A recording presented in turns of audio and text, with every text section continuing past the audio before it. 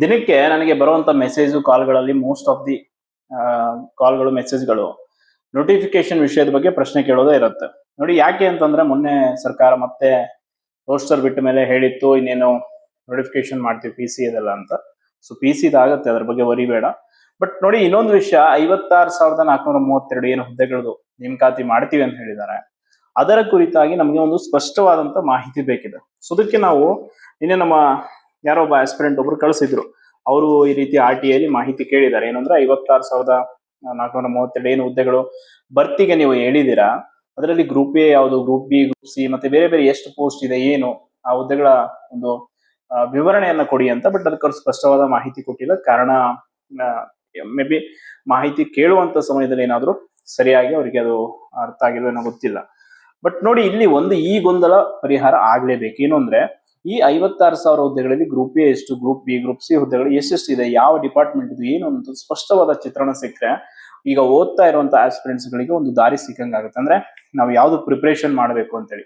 ಯಾಕಂದ್ರೆ ತುಂಬಾ ಜನ ಎಸ್ ಡಿ ಎಫ್ ಡಿ ಆಗಿ ಓದೋರು ಇದ್ದಾರೆ, ವಿ ಎ ಪ್ರಿಪೇರ್ ಆಗ್ತಿದ್ದಾರೆ, ಪೊಲೀಸ್ ಹುದ್ದೆಗಳ P C P S I prepare ಆಗ್ತಾ ಇದ್ದಾರೆ, ಎಕ್ಸೈಸ್ ಬೇರೆ ಬೇರೆ ವಿವಿಧ ಇಲಾಖೆ. ನೋಡಿ ಕೆಲವೊಂದಿಷ್ಟು ಡಿಪಾರ್ಟ್ಮೆಂಟ್ ಗಳದು ನಾನು ಆಲ್ರೆಡಿ ನಿನ್ನೆ ಹೇಳ್ಬಿಟ್ಟಿದ್ದೀನಿ ಹೆಂಗ್ ಏನಿದೆ ಸಿಚುವೇಶನ್ಸ್. ಎಸ್ಪೆಷಲಿ ಎಕ್ಸೈಸ್ ಸಬ್ ಇನ್ಸ್ಪೆಕ್ಟರ್ದು, ಪೊಲೀಸ್ ಸಬ್ ಇನ್ಸ್ಪೆಕ್ಟರ್ದು ಕ್ಲಿಯರ್ ಆಗಿ ಹೇಳಿದ್ದೀನಿ ಏನಿದೆ ಅಂತ.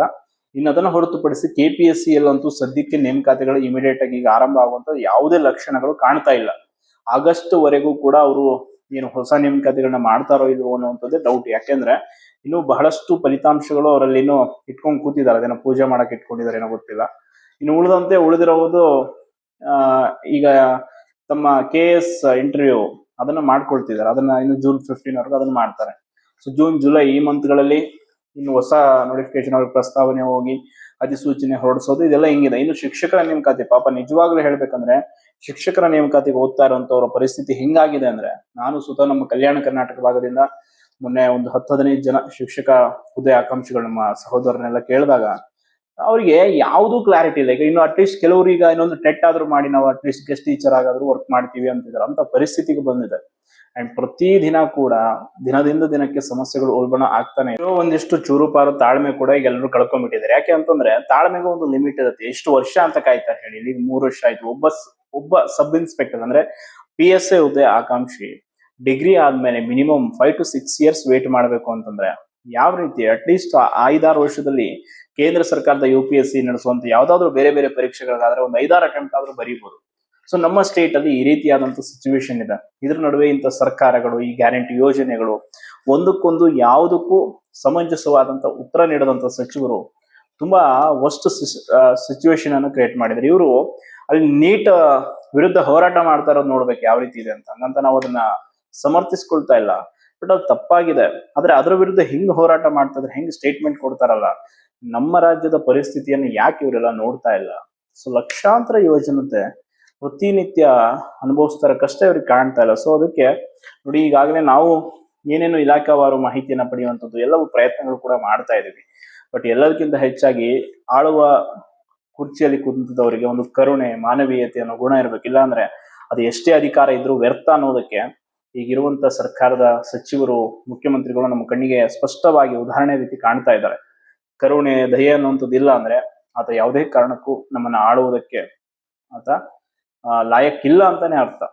ಇಷ್ಟೊಂದು ಜನ ಪ್ರತಿದಿನ ಕೂಡ, ಒಂದು ದಿನ ಅಲ್ಲ ಪ್ರತಿದಿನ ಈ ವಿಷಯದ ಬಗ್ಗೆ ಮಾತಾಡ್ತಾರೆ, ಮನವಿ ಕೊಡ್ತಾರೆ, ಧ್ವನಿ ಎತ್ತಾರೆ, ಏನ್ ಮಾಡ್ತಾರೆ, ಎಲ್ಲವೂ ಕೂಡ ಪ್ರಯತ್ನ ಮಾಡ್ತಿದ್ರು ಕೂಡ ಎಷ್ಟು ಮೌನವಾಗಿ ಕೂತ್ಕೊಂಡ್ಬಿಟ್ಟಿದ್ದಾರೆ ಅವರು ಅಂತಂದ್ರೆ ವಿಶೇಷ ಅನಿಸ್ತದೆ.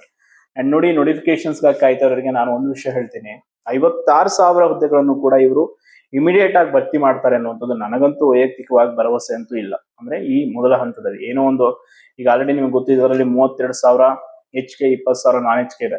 ಆ 20,000ದಲ್ಲಿ 8,000 PC, 5,000 ಇನ್ಯಾವುದೋ ಒಂದು 1,000-2,000 ಪೋಸ್ಟ್ ಇಡಿದ್ರು.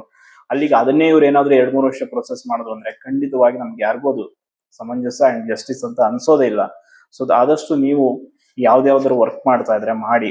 ಇವತ್ತೊಂದು ನಾನೊಂದು ವಿಡಿಯೋ ಮಾಡಿದ್ದೆ, ತುಂಬಾ ಒಳ್ಳೆ ರೆಸ್ಪಾನ್ಸ್ ಬಂತು. ಅದಕ್ಕೆ ತುಂಬಾ ಜನ ರೆಸ್ಯೂಮ್ ಎಲ್ಲ ಕಳ್ಸಿದಿರಿ. ಸರ್ ಯಾವ್ದಾದ್ರು ಕೆಲಸ ಇದ್ರೆ ಹೇಳಿ, ಅಟ್ಲೀಸ್ಟ್ ಕೆಲಸ ಆದ್ರೂ ಮಾಡ್ಕೊಂಡು ಹೋಗ್ತೀವಿ ಅಂತ. ಯಾಕೆ ಅಂತಂದ್ರೆ ಈಗ ನಂಬಿಕೆ ಅನ್ನೋದು ನಮ್ಗೆ ನಮ್ಮ ಮೇಲೆ ಇರುತ್ತೆ. ನಾವು ಓದಿದೀವಿ, ಕಾನ್ಫಿಡೆನ್ಸ್ ಇದೆ, ನಾವು ಎಕ್ಸಾಮ್ ಕ್ಲಿಯರ್ ಮಾಡ್ಕೋತೀನಿ. ಬಟ್ ಸರ್ಕಾರ ಅದಕ್ಕೆ ಸರಿಯಾದ ರೀತಿಯ ನೋಟಿಫಿಕೇಶನ್ಸ್ ನಾವು ಓದ್ತಾ ಇರೋ ಇಲಾಖೆಗಳದ್ದು ಮಾಡಿಲ್ಲ ಅಂದ್ರೆ ಅವಾಗ ನಮ್ಗೆ ನಿಜವಾಗ್ಲೂ ದಿನದಿಂದ ದಿನಕ್ಕೆ ಕಷ್ಟ ಆಗುತ್ತೆ.